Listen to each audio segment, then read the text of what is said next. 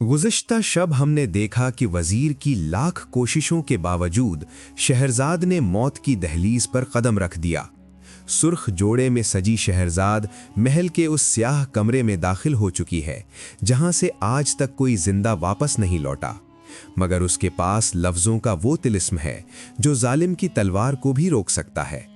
आज रात शुरू होती है हजार रातों की पहली दास्तान, जहां लफ्ज़ों की ताकत जुल्म का मुकद्दर बदलेगी। जब वजीर अपनी लख्ते जिगर को लेकर सुल्तान शहरयार के रूबरू पहुंचा और बादशाह ने उसे देखा तो वो खुशी से फूल गया।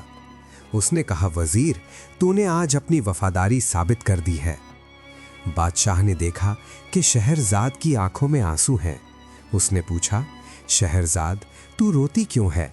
क्या तुझे मौत का खौफ है? शहरजाद ने निहायत अदब से जवाब दिया, आलम पनाह, ये मौत का डर नहीं, बिछड़ने का मलाल है। मेरी एक छोटी बहन है दुनियाजाद, अगर इजाज़त हो तो क्या मैं उसे एक आखिरी बार सीने से लगा लूं? सुल्तान ने मंजूरी दी। दुनियाजाद आई और अपनी बहन से बगलगीर हुई। जब रात का सन्नाटा गहरा हुआ तो दुनियाजाद ने मंसूबे के मुताबिक कहा, ऐ बहन, कोई ऐसी दास्तान सुनाओ कि ये भारी रात गुजर जाए। शहरजाद ने सुल्तान की तरफ देखा और कहा, बसर व चश्म, बशर्ते के बादशाह सलामत इजाज़त दें। बादशाह रंजीदा था, लेकिन जब उसने बहनों की बातचीत सुनी तो कहानी सुनने के ख्याल से उसका दिल बहल गया और उसने इजाज़त दे दी। शहरजाद ने कहा, ऐ नेकबख्त बादशाह, कहते हैं कि एक सौदागर था जिसका कारोबार बहुत से मुल्कों में फैला हुआ था। एक दिन वो एक नए सफ़र पर निकल पड़ा। जब गर्मी शदीद हो गई तो वो एक दरख्त के नीचे ऊंट से उतरा और वहां सुस्ताने बैठ गया। उसने अपने सफ़र के थैले में हाथ डाला, एक रोटी का टुकड़ा और एक सूखा हुआ खजूर निकाला और खाना शुरू किया। जब खाना ख़त्म कर चुका तो उसने खजूर की गुठली ज़मीन पर फेंक दी। अचानक ज़मीन फटी और एक हैबतनाक जिन उसके सामने नमूदार हुआ। वो हाथ में नंगी तलवार लिए सौदागर के पास आया और गुस्से में बोला, उठ, जिस तरह तूने मेरे बेटे को कत्ल किया, मैं भी तुझे कत्ल करने आया हूँ। सौदागर हैरान रह गया, मैंने तेरे बेटे को कैसे कत्ल किया? जिन बोला, जब तूने खजूर की गुठली फेंकी तो वो मेरे बेटे के सीने पर जा लगी और वो फौरन मर गया। सौदागर ने गिड़गिड़ा कर कहा, इन्ना लिल्लाहि व इन्ना इलैहि राजिऊन, अगर ये हुआ भी है तो अनजाने में हुआ है, मुझे माफ़ कर दे। मगर जिन ने कहा, नहीं, मैं तुझे हर हाल में कत्ल करके रहूँगा। जिन ने सौदागर को ज़मीन पर गिराया और तलवार उठा ली। सौदागर रोने लगा और बोला, मैं अपना मामला अल्लाह के सुपुर्द करता हूँ।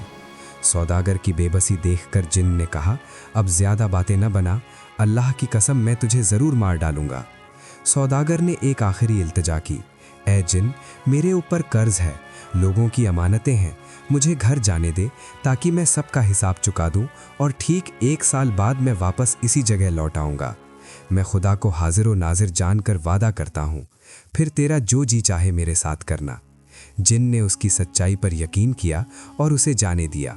सौदागर अपने शहर आया, हकदारों का हक अदा किया और अपनी बीवी बच्चों को पूरा वाकया सुनाया। जब साल मुकम्मल हुआ तो उसने वुज़ू किया, कफन बगल में रखा और रोते हुए अपने अजीज़ों से रुखसत ली। वो ठीक उसी जगह पहुंचा जहां जिन से मुलाकात हुई थी। वो अपनी हालत पर अफसोस कर रहा था कि तभी एक बूढ़ा आया जिसके साथ एक हिरनी थी जो जंजीर से बंधी हुई थी। उस बूढ़े ने सलाम किया और पूछा, ऐ मुसाफिर, तू यहाँ इस जगह पर अकेला क्यों बैठा है? ये तो जिन और परियों की जगह है। सौदागर ने उसे अपनी पूरी दास्तान सुनाई।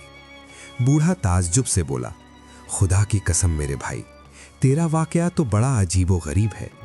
अगर ये किस्सा सुइयों से आंखों के कोने पे लिखा जाए तो भी लोगों के लिए बहुत बड़ी इबरत बन जाए। फिर वो बूढ़ा सौदागर की जान बचाने के इंतजार में वहीं बैठ गया। तभी दूसरा बूढ़ा 2 शिकारी कुत्तों के साथ और तीसरा बूढ़ा एक सब्ज खच्चर के साथ वहां आ पहुंचे। उन तीनों ने सौदागर की दास्तान सुनी और वहीं बैठ गए ताकि देखें आगे क्या होता है। अभी बातें ही कर रहे थे कि अचानक एक गुबार उठा और वही जिन आंखों से आग बरसाता हुआ नमूदार हुआ। उसने सौदागर का हाथ पकड़ा और चिल्लाया, इधर आ, मैं तुझे अभी मार डालूंगा, जिस तरह तूने मेरे दिल के टुकड़े मेरे बेटे को मार डाला था। सौदागर रोने लगा। फिर पहला बूढ़ा, जिसके पास हिरनी थी, हिम्मत करके आगे बढ़ा और जिन के हाथ चूमकर बोला, ऐ जिन्नो अफरीत के सरदार, मैं तुझे अपना एक किस्सा सुनाता हूं।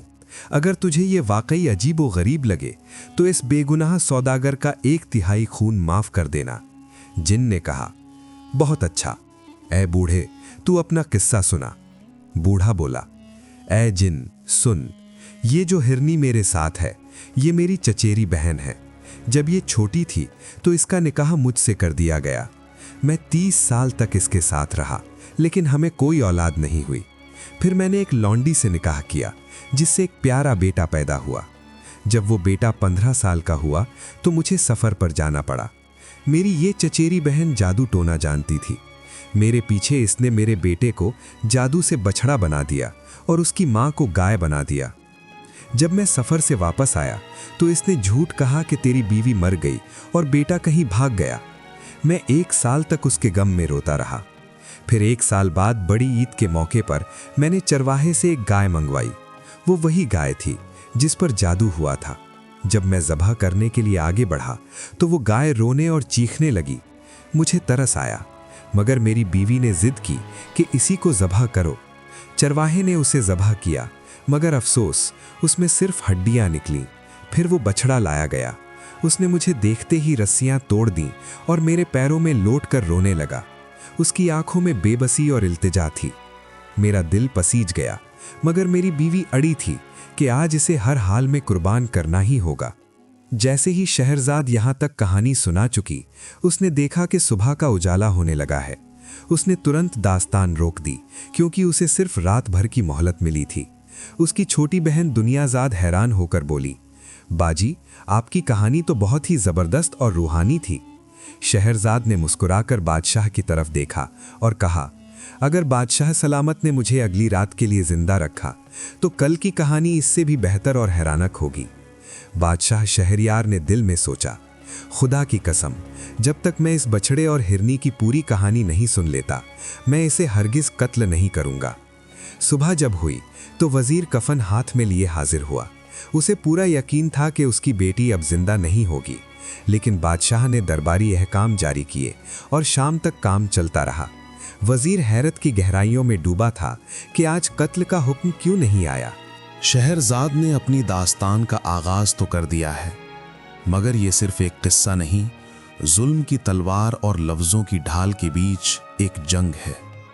क्या ये पहली रात शहरजाद की रिहाई की इब्तिदा बनेगी या उसकी मौत का पैगाम?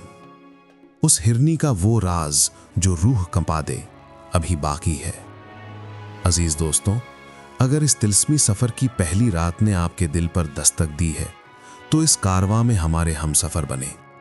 वीडियो को लाइक करें और कमेंट में हमें जरूर बताएं, क्या आपको लगता है कि शहरजाद का ये दांव कामयाब होगा?